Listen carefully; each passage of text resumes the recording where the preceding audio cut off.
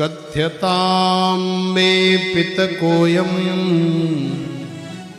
सम्भ्रमो व उपागतः किं फलं कस्य चोद्देश केन वा साध्यते मखः पर्जन्यो भगवानिन्द्रो मेघास्तस्यात्ममूर्तयः तेभिवर्षन्ति भूतानां प्रीणनं जीवनं पयः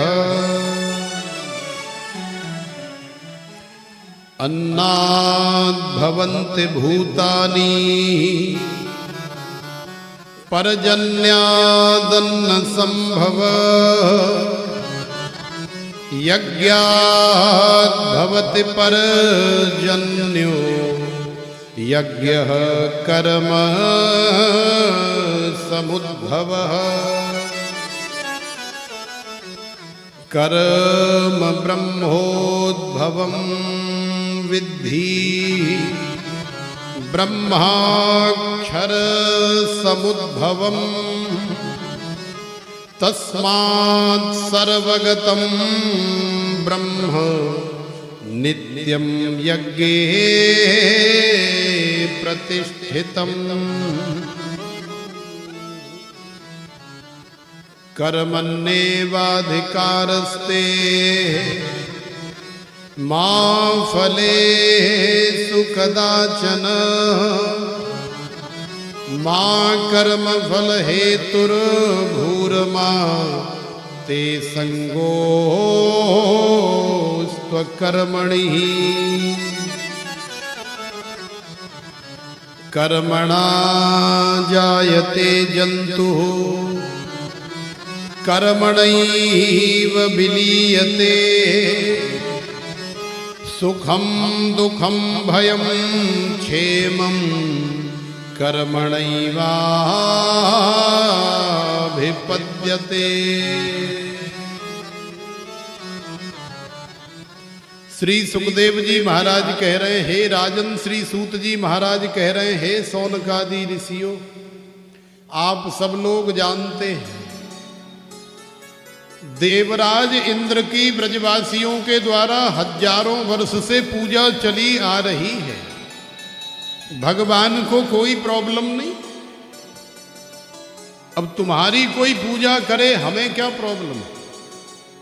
कोई प्रॉब्लम नहीं।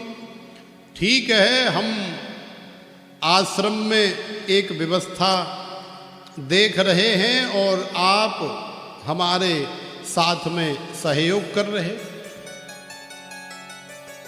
कोई आपकी पूजा कर दे, हमें कोई तकलीफ नहीं, कोई हमारी पूजा कर दे, आपको कोई तकलीफ नहीं। लेकिन 4 आदमियों ने आपकी पूजा क्या नहीं करी? मतलब आप तो ऐसा सोचने लग गए कि ये बाबा जी अब क्या है, अब तो हम हैं जो कुछ भी हैं। 4 आदमियों ने पूजा कर दी तो अब हम हैं आश्रम के सर्वे सर्वा महंत कहो, व्यवस्थापक कहो, स्वामी मालिक कहो। तो ठीक हाल इंद्र के साथ भी ऐसे ही हुआ। इंद्र की पूजा हो रही है हजारों वर्षों से, भगवान को कोई प्रॉब्लम नहीं है। लेकिन जो भगवान है वो तो भगवान है। आज इंद्र अपने आप को ही भगवान समझने लग गया है, ये इंद्र से गलती हो गई। अब इंद्र सोच रहा है कि हजारों लाखों लोग सुंदर पूजा करते, प्रतिवर्ष सुंदर भोग लगाते हैं, मैं उन सबको आशीर्वाद दे रहा हूं, तो अब तो मैं ही भगवान हूं। ये भगवान भगवान क्या, मैं नहीं जानता किसी भगवान को। तो देखो आज इंद्र भगवान बन गया है अपने मन में। इसलिए भगवान श्री कृष्ण ने सोचा, हमारे नंद के लाला ने सोचा कि इंद्र का मान मर्दन तो करना ही पड़ेगा। क्योंकि इंद्र का मान मर्दन नहीं करेंगे तो बात ज्यादा बिगड़ जाएगी। अभी तो छोटा सा फोड़ा हुआ है, फुंसी हुई है। यदि अभी इलाज नहीं कराया गया तो हो सकता है कैंसर भी हो जाए, और फिर कैंसर होने के बाद तो लाइलाज है, उसका कोई इलाज नहीं है, सीधा फिर एक ही इलाज है, आप सब जानते हैं, टिकट कन्फर्म कराना। और जब टिकट कन्फर्म हो जाती है तो फिर सीट मिल जाती है। तो उसका तो एक ही इलाज है, कैंसर हो गया तो बस टिकट कन्फर्म कराओ, अपनी सीट पे बैठो। प्रेम से बोलो राधे। इसलिए भगवान ने देखा कि अभी तो फुंसी हुई है, अभी इसका ऑपरेशन कर देना चाहिए, पट्टी फट्टी बांध लेंगे, बाद में थोड़ा मरहम लगा देंगे।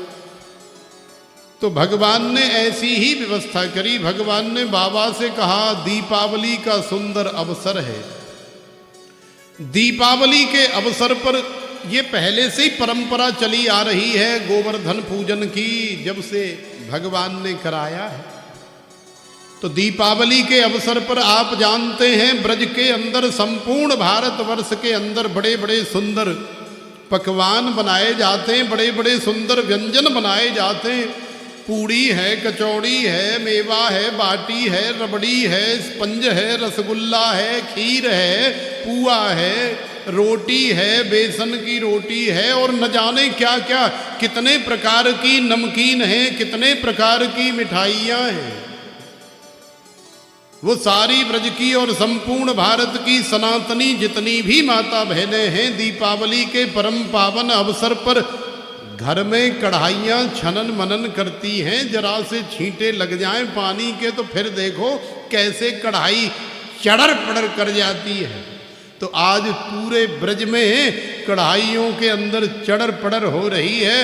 और मैया यशोदा भी अपने घर में वो निकाल रही है पनीर के पकौड़े देसी घी में। देसी घी की सुगंधी कन्हैया की नाक में गई तो लाला आंखों को मीड़ते हुए बेड से उठ करके आए, काजल वाजल भी लगा हुआ है।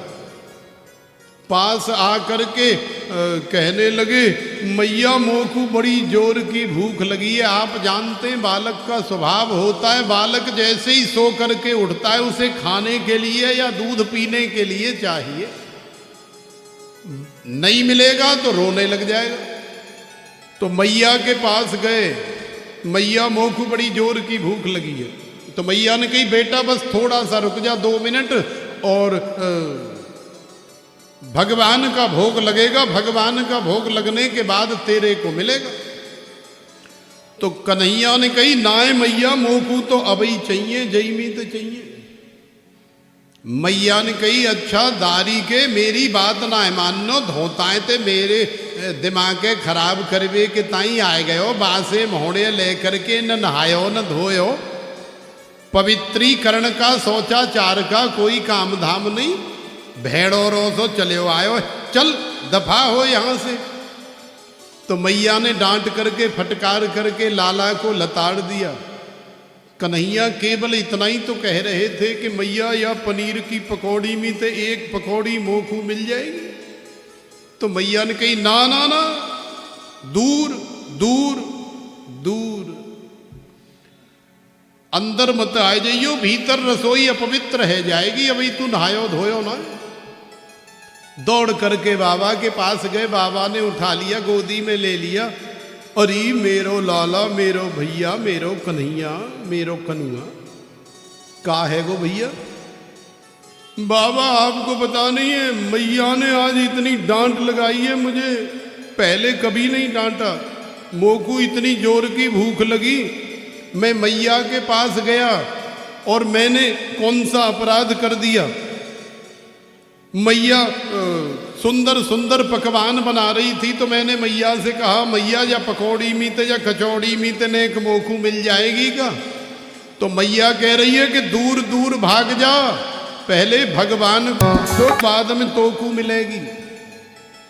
अब अपने मन में तो कन्हैया सोच रहे हैं तो दिमाग खराब है वो दीख है। क्यों से कहा बाबा ये भगवान कौन है?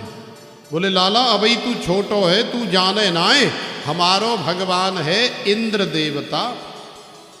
बोले इंद्र देवता, मैंने सुनी है अपने ग्वाल वालों से, सखाओं से, बोले इंद्र तो स्वर्ग का राजा है, वो तो देवताओं का एक प्रकार से स्वामी है। देवता सारे इंद्र के अंडर में काम करते हैं। तो स्वर्ग तो इस ब्रह्मांड का, इस त्रिलोकी का एक छोटा सा कोना है, हिस्सा है। बाकी ये संपूर्ण त्रिलोकी का, 14 भुवनों का और अनंत ब्रह्मांडों का मालिक तो कोई और ही है, भगवान।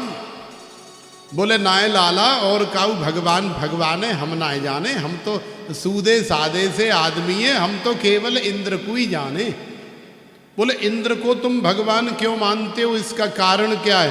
बोले इसका यही कारण है कि इंद्र की हम पूजा करें, इंद्र को भोग लगावें, तो इंद्र प्रसन्न होकर के जल की वृष्टि करे, बारिश करे, बारिश हो तो बढ़िया बढ़िया हरी हरी भरी भरी घास मिले, और वह घास को हम काट करके लावें, अपनी गैयाओं को खिलावें, तो हमारी गैया हरी हरी घास खा करके और हरी भरी हो जाती हैं, बड़ी सुंदर चकाचक हो जाती हैं।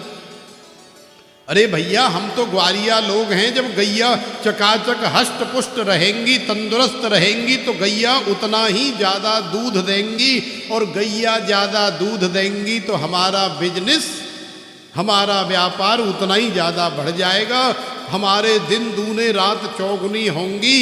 और ऐसा ही हो रहा है, इंद्र भगवान की कृपा से ही हमारे घर परिवार चल रहे हैं, इसलिए हम इंद्र को भगवान मानते हैं।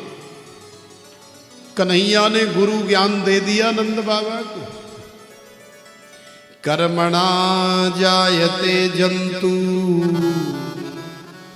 कर्मणैव विलीयते, सुखम दुखम भयम क्षेमं कर्मणैवाभिपद्यते।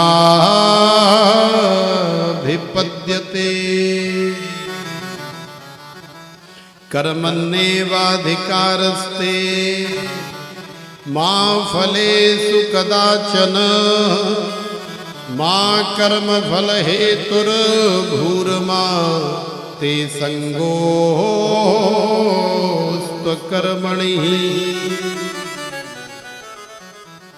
अरे बाबा, या धरती पे जीव को जन्म अपने अपने कर्म से हो गए, अपने अपने कर्म के आधार पर ही यहाँ से गति होती है जीव की, अपने अपने कर्म के आधार पर ही उसे सुख और दुख भोगने के लिए मिलता है। अपने अपने कर्म से ही स्वर्ग नरक और वैकुंठ इत्यादि की प्राप्ति होती है। फिर तुम ऐसा क्यों कह रहे हो, कर्म करो तुम और अपने कर्म का श्रेय इंद्र को दे रहे हो। अरे इंद्र कौन होता है बाबा, तुम जानते नहीं हो, पढ़े लिखे नहीं है ना, पुराने आदमी हैं। अरे आजकल की जो न्यू जनरेशन है ना, वो बहुत आगे बढ़ गई है बाबा, तुम्हें ज़्यादा ज्ञान नहीं है, कोई बात नहीं, गुरु ज्ञान की आवश्यकता हुआ करे तो हमसे ले लिया करो। कन्हैया ने लाला की खोपड़ी ऐसी घुमाई, दुनिया भर के शास्त्र ज्ञान सुना दिए, गीता सुना दी, रामायण सुना दी, भागवत सुना दी, और श्रुति वेद इत्यादियों से प्रमाण दे करके बाबा के सामने ये सिद्ध कर दिया कि इंद्र कोई एक छोटा सा देवता है, भगवान भगवान नहीं है। बोले तुमने अपने भगवान को कभी देखा है? तो बाबा ने कही यार भगवान को हमने देखा तो है नहीं। बोले होगा तब देखोगे ना, है ही नहीं तो देखोगे कहां से?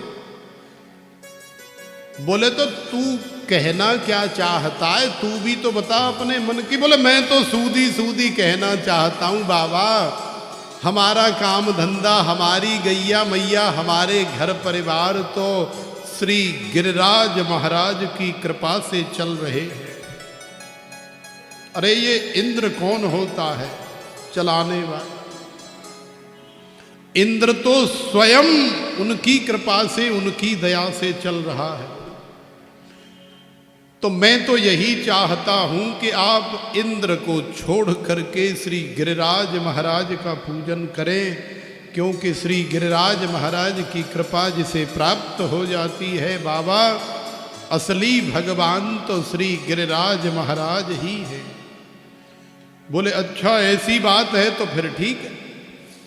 लाला ने ऐसी खोपड़ी घुमाई बाबा की, बाबा तैयार हो गए। जब राजा ही तैयार हो गया तो राजा को तो प्रजा को केवल फरमान सुनाना है। घोषणा कर दी, बोले कल इंद्र की पूजा नहीं होगी, श्री गिरिराज महाराज की पूजा होगी। तो श्री गिरिराज महाराज के लिए 56 प्रकार के व्यंजन बन रहे हैं, और ये कोई रिफाइंड में, डालडा में, वनस्पति में नहीं, अरे 100% गौ मैया के, गैया मैया के शुद्ध देसी घी से बढ़िया बढ़िया पकवान बन रहे हैं। और बड़ी बड़ी गाड़ियां, बड़े बड़े ठेला, बड़ी बड़ी बुग्गियां तैयार हो गई, कपड़ा बिछाए, उसमें बड़े बड़े व्यंजनों को लाद करके समस्त ब्रजांगनाओं ने 84 गज गज के लहंगा पहने, फरिया ओढ़ी, और सारे ग्वाल बाल बगलबंदी बांध करके, पगड़ी लगा करके, हाथ में लठ ले करके अब श्री गिरिराज महाराज का पूजन करने के लिए जा रहे हैं। आगे हमारे छोटे से कन्हैया 2-4 साथ में ग्वाल बाल हैं, साथ में नंद बाबा हैं, और फिर पीछे सारे ब्रजवासी और ब्रजांगनाएं, और फिर बुग्गियों में भर भर के 56 प्रकार के व्यंजनों से भोग लगाने के लिए जा रहे हैं। कितनी सुंदर छटा है हमारे श्री गिरिराज महाराज की, तीनों लोकों से न्यारी है। तो इस दिव्य छटा का दर्शन हम लोग करें। तो आओ, जिनको चलना है वो भी हमारे साथ सब चलो, श्री गिरिराज महाराज आपको लेकर के चल रहे हैं।